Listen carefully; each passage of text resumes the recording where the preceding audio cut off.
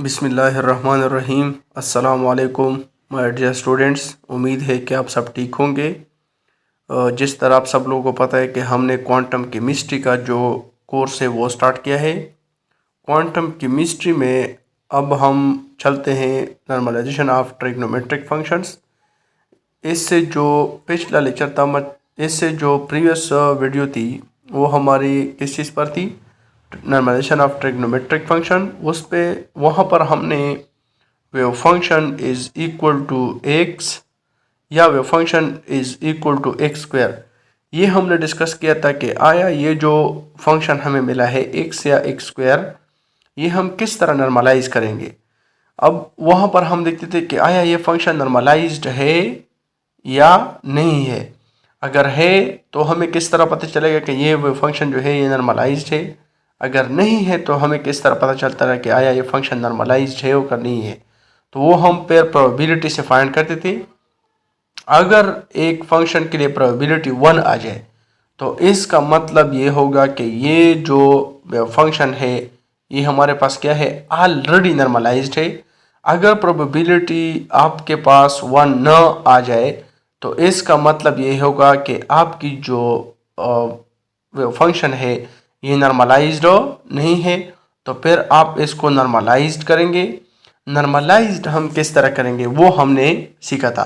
तो पहला पॉइंट ये है कि आप लोगों ने पहला जो पॉइंट है ये से जो प्रीवियस लेक्चर है, मतलब वीडियो नंबर लेक्चर नंबर 07, वो आप लोगों ने ज़रूर देखना है और ज़रूर उसको सुनना है, ठीक है।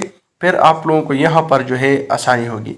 आज जो है हम चलते हैं एक और इम्पॉर्टेंट टॉपिक की तरफ, जो कि है normalization of a function, trigonometric function, ठीक है। आज का लेक्चर जो है वो थोड़ा कॉम्प्लेक्स है बजाय जो प्रीवियस लेक्चर था, ठीक है। तो आज के लेक्चर में इंशाल्लाह हम नॉर्मलाइजेशन ऑफ ट्रिग्नोमेट्रिक फंक्शन पर बात करेंगे, ठीक है। अब हम आते हैं, हमारा जो मेन टॉपिक है normalization of wave functions, normalization of trigno अब हम आते हैं नॉर्मलाइजेशन ऑफ ट्रिग्नोमेट्रिक फंक्शंस। यहाँ पर हम बात करेंगे ट्रिग्नोमेट्रिक फंक्शंस पर कि हमारे पास अब ये क्या चीज़ है, ठीक है। अब देखिए, अब हम यहाँ पर बात करेंगे नॉर्मलाइजेशन ऑफ ट्रिग्नोमेट्रिक फंक्शंस। इस लेक्चर को स्टार्ट करने से पहले मैं आप लोगों को 2 पॉइंट जो है वो समझाना चाहता हूँ। एक पॉइंट ये है और एक पॉइंट ये है। एक पॉइंट मैंने लिखा है प्रोबेबिलिटी। पहले भी मैंने आपको बताया कि जब भी आप एक फंक्शन को, जब भी आप वेव फंक्शन को, जब भी आप ए वेव फंक्शन जो है देखना चाहते हैं कि आया ये मेरा फंक्शन है, लेट सपोज ये मेरा एक फंक्शन है। अब आप इसको देखते हैं कि आया ये वेव फंक्शन जो है ये नॉर्मलाइज्ड है कि नहीं है। तो इसके लिए फर्स्ट कंडीशन जो है वो क्या है, प्रोबेबिलिटी।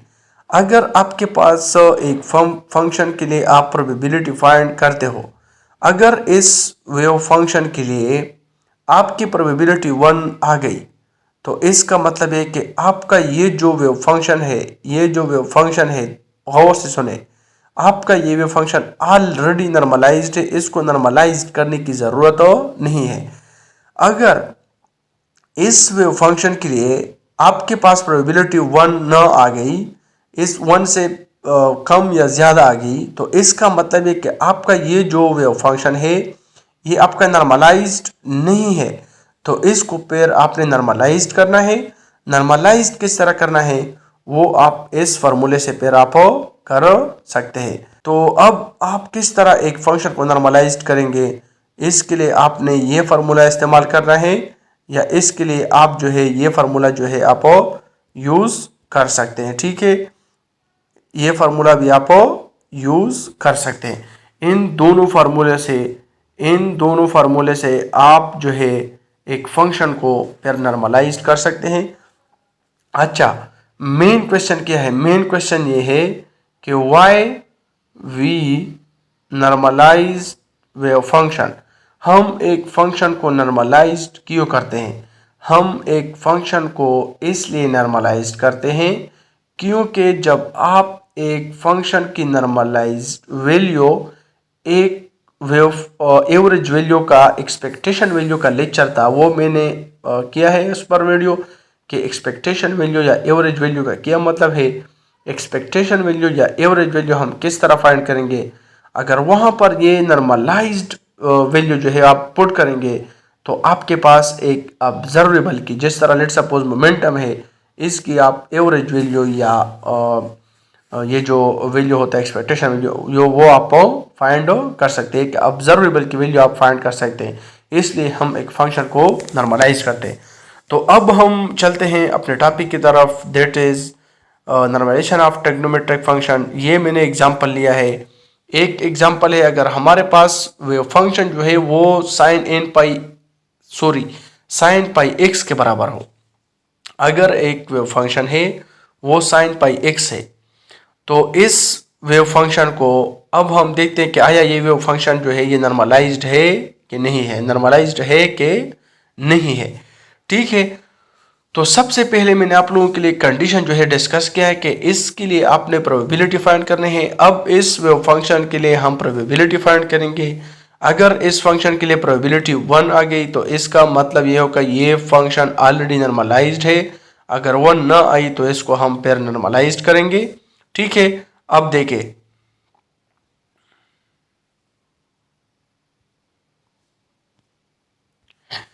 देखें, हमारे पास क्या चीज है, if psi is equal to sine pi x, तो प्रोबेबिलिटी के लिए जो इक्वेशन है, मतलब प्रोबेबिलिटी आप किस तरह फाइंड करेंगे वो आप इस इक्वेशन से फाइंड कर सकते हैं, Sai star psi d tau.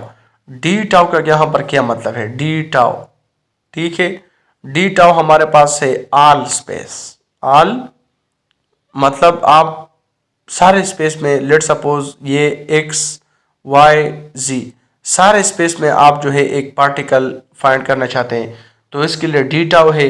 अगर आप एक के लिए फाइंड करना चाहते हैं, लेट सपोज डी एक्स, तो फिर आप डी एक्स यहाँ पर लिखेंगे, डी टाउ की जगह डी एक्स लिखेंगे। तो हमारा ये जो आज का पार्टिकल है वो सिर्फ डी एक्स में हम फाइंड कर, एक ही पोजीशन है। ठीक है, तो यहाँ पर हम फाइंड करना चाहते हैं। तो अब इस इक्वेशन से आप क्या फाइंड कर सकते हैं, जनाब आप इससे प्रोबेबिलिटी फाइंड कर सकते हैं। कौन सा इक्वेशन है, ये वाला इक्वेशन हम यूज करेंगे। ठीक है, अब देखो, अब हमारे पास क्या है, प्रोबेबिलिटी, यहाँ पर लिमिट जो है,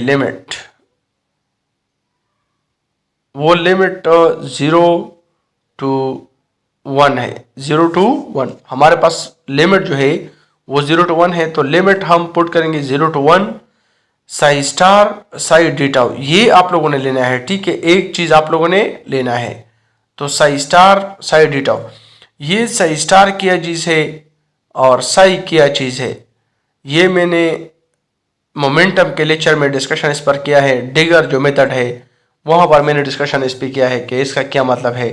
इसका मतलब जनाब ये है कि ये जो हमारे पास साई स्टार होता है, ये जो साई स्टार है, इसको हम नाम देते हैं कम्प्लेक्स कंजुगेट। ठीक है, कम्प्लेक्स कंजुगेट आप इस तरह लिख सकते हैं। तो इसको हम नाम देते कम्प्लेक्स कंजुगेट। कम्प्लेक्स कंजुगेट का मतलब क्या है, कम्प्लेक्स कंजुगेट का मतलब ये है कि जब भी आप एक चीज़ का कम्प्लेक्स कंजुगेट लेते हो, अगर उसमें आयोटा मौजूद हो, अगर एक फंक्शन है उसका आप साई स्टार लेते हो, मतलब कम्प्लेक्स कंजुगेट ले रहे हो, उसमें आयोटा मौजूद हो, लेट सपोज उस फंक्शन के साथ आगे माइनस है तो वो प्लस हो जाएगा, अगर उस फंक्शन के साथ उसमें आयोटा भी मौजूद हो, वो प्लस हो तो वो माइनस हो जाएगा। कम्प्लेक्स कंजुगेट का मतलब यही है। तो यहाँ पर हमारे पास साई स्टार है और साई है। अब देखो, साई भी एक चीज है, साई स्टार भी एक चीज है। अगर आयोटा मौजूद हो तो सिर्फ उसका साई स्टार जो है उसका साइन चेंज करता है। तो यहाँ पर हमारे पास साई स्टार इस फंक्शन में, देखो इस फंक्शन में आयोटा है नहीं है, तो ये हम लिखेंगे साइन पाई एक्स। दूसरा क्या है, sign pi x d x, एक ही पोजीशन में हम फाइंड करना चाहते हैं। तो sine multiplied by sine, sine multiplied by sine is equal to sine square, तो ये साइन स्क्वायर हो जाएगा, तो sine square pi x d x. अब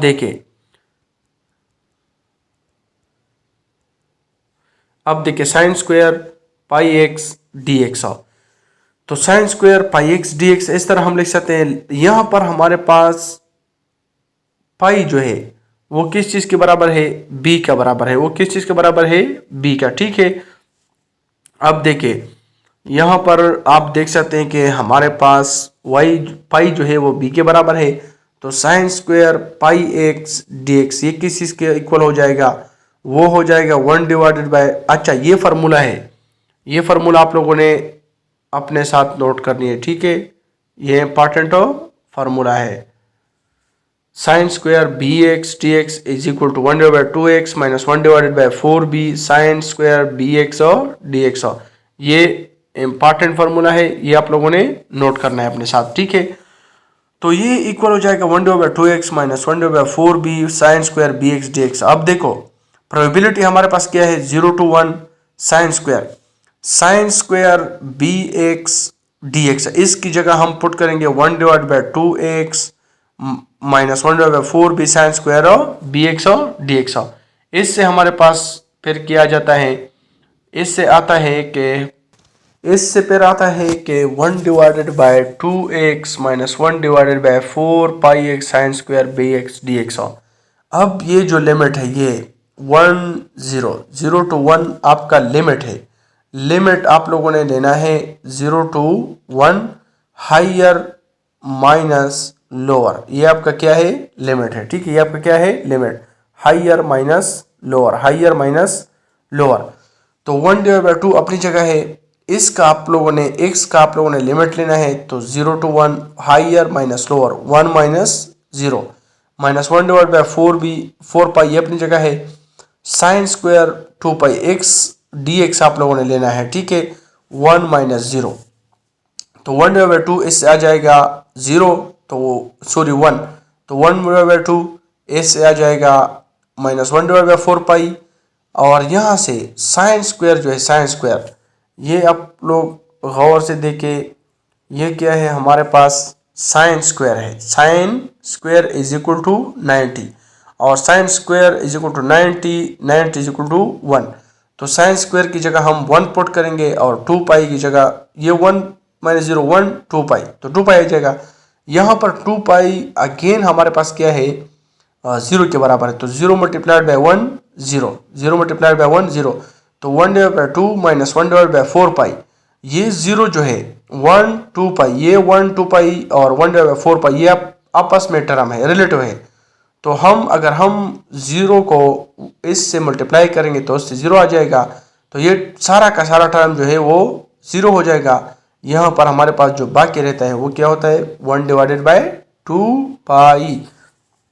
तो अब यहाँ पर इसका मतलब ये है कि हमारा जो फंक्शन था वो नॉर्मलाइज्ड नहीं है, ठीक है। हमारा जो फंक्शन था वो नॉर्मलाइज्ड नहीं है, क्योंकि हमारे पास फंक्शन जो है वो 1 नहीं आया, मतलब प्रोबेबिलिटी जो है वो 1 नहीं आई है, तो ये फंक्शन जो है ये नॉर्मलाइज्ड नहीं है, ठीक है। दूसरे नंबर जो एग्जांपल है, if function is equal to e की पावर आयोटा m5, ये जो केस है जहां भी क्वांटम केमिस्ट्री में आपको फाई आ जाए तो इसका मतलब ये हो कि ये आपका रिजिड रोटर केस है। तो रिजिड रोटर केस को समझने के लिए अब हम जाते हैं कि रिजिड रोटर केस जो है या रिजिड रोटर क्या चीज़ है, इस पे हम एक अलग लेक्चर जो है वो इंशाल्लाह रिकॉर्ड करेंगे, वो आप लोगों के साथ फिर डिस्कस करेंगे। तो यहाँ पर y is equal to e की पावर आयोटा m5, ठीक है, e की पावर आयोटा m5, ठीक है। ये हमारे पास एक जो फंक्शन है, इसके लिए लिमिट जो है वो 0 to 2 पाई है, 0 to 2 पाई, इसके लिए लिमिट क्या है, 0 to 2 पाई, ठीक है। लिमिट हमारे पास ये है। जहां पर भी आप लोगों को पाई आ जाए क्वांटम केमिस्ट्री में, इसका मतलब कि ये आपका रिजिड रोटर केस होता है और इसके लिए जो लिमिट है वो 0 to 2π है। तो डी टाउ ऑल स्पेस, आप अगर रिजिड रोटर केस है तो उसमें आप इस तरह डी टाउ लिखेंगे, ठीक है। तो प्रोबेबिलिटी यहाँ पर लिखेंगे 0 to 2π psi star psi d tau d phi. तो यहाँ पर हमारे पास डी टाउ जो है वो डी फाई है, तो डी फाई लिखेंगे और डी टाउ जो है वो ख़त्म करेंगे। यहाँ पर देखो मैंने आप लोगों को बताया था कि ये साई स्टार कहाँ पर इफेक्ट करेगा, ये वहाँ पर इफेक्ट करेगा जहाँ पर हमारे पास वेव फंक्शन के साथ क्या हो, जहाँ पर हमारे पास वेव फंक्शन के साथ आयोटा हो, क्या मौजूद हो, आयोटा मौजूद हो। वो फंक्शन जिसमें आयोटा मौजूद हो उस फंक्शन का साइन जो है कम्प्लेक्स कंजुगेट चेंज करता है। तो यहाँ पर साई स्टार की जगह हम लिखेंगे ई की पावर माइनस, यहाँ पर अगर आप लोग देख ले यहाँ पर प्लस है तो यहाँ पर मैंने माइनस कर लिया है, क्योंकि मैंने आप लोगों को बताया कि साई स्टार का काम ये होता है कि वो इस फंक्शन का साइन चेंज करता है, और ये ई की जगह iota m phi d phi. आप लोग देखिए यहाँ पर हमारे पास बेस जो है वो क्या है, सेम है, बेस क्या है, सेम है। तो हम एक्सपोनेंट जो है वो ऐड करेंगे, एक्सपोनेंट विल बी एडेड, ठीक है, ऐड। तो हम एक्सपोनेंट यहाँ पर ऐड करेंगे, ठीक है। अब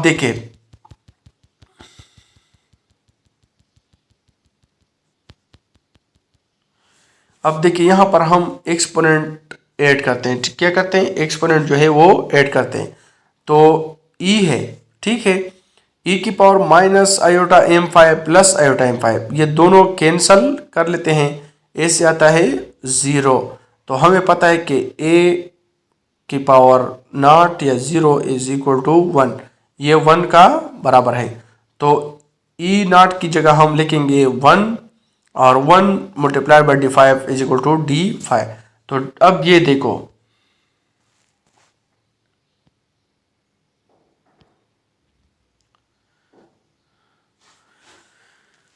देखिए 0 to 2π d five is equal to, यहाँ पर हम फिर जो है ये लिमिट जो है वो अप्लाई करेंगे, higher minus lower, 2π 0 2π minus 0, 2π minus 0 is equal to 2π। तो 2π अब देखिए यहाँ पर 2π जो है वो 1 के बराबर नहीं है, तो इसका मतलब है कि ये वेव फंक्शन हमारे पास नॉर्मलाइज्ड नहीं है, क्योंकि इसके लिए प्रोबेबिलिटी जो है वो 1 के बराबर नहीं है। तो अब हम समझने की कोशिश करेंगे कि हम एक वेव फंक्शन को किस तरह नॉर्मलाइज्ड करेंगे, किस तरह एक वेव फंक्शन को नॉर्मलाइज्ड करेंगे। ये वेव फंक्शन तो जो था ये नॉर्मलाइज्ड नहीं था, अब हम इसको नॉर्मलाइज्ड करेंगे। तो नॉर्मलाइजेशन के लिए मैंने आप लोगों को ये पॉइंट जो है वो समझाया था कि आप इसके लिए ये फार्मूला आप यूज़ कर सकते हैं। तो अब आप लोग देखिए साई स्टार डी टाउ, ये क्या है, प्रोबेबिलिटी है, ठीक है। ये प्रोबेबिलिटी हमने फाइंड की है 2π, ये प्रोबेबिलिटी किस चीज़ के बराबर है, 2π के बराबर है। अब इसकी जगह 2π लिखो, वो 1 जो है वो ऊपर तो 1 है ना ऑलरेडी। तो अब अगर इसको सॉल्व करेंगे तो इससे आएगा n इज इक्वल टू 1, ठीक है। यहाँ पर ज़रूरी नहीं है कि आपके पास नॉर्मलाइजेशन में 1 आ जाए, यहाँ पर इससे जो भी वैल्यू आ जाए वो आपकी नॉर्मलाइज्ड वैल्यू होगी। ये नॉर्मलाइज्ड वैल्यू पर आप उस एवरेज वैल्यू जो इक्वेशन था वहाँ पर आप पुट कर सकते हैं। वहाँ पर पुट करने के बाद आप एक ऑब्जर्वेबल की वैल्यू जो है वो फाइंड कर सकते हैं। तो ये था हमारा आज का लेक्चर कि हम ट्रिग्नोमेट्रिक फंक्शन जो है वो किस तरह नॉर्मलाइज्ड करेंगे, और ये जो रिजिड रोटर का केस होगा तो वहाँ पर हम डी टाउ किस तरह लिखेंगे। ये था आज का लेक्चर। इंशाल्लाह नेक्स्ट लेक्चर में हम एवरेज वैल्यू ऑफ x और x स्क्वायर पर बात करेंगे। थैंक यू, अल्लाह हाफिज़, अल्लाह पामान।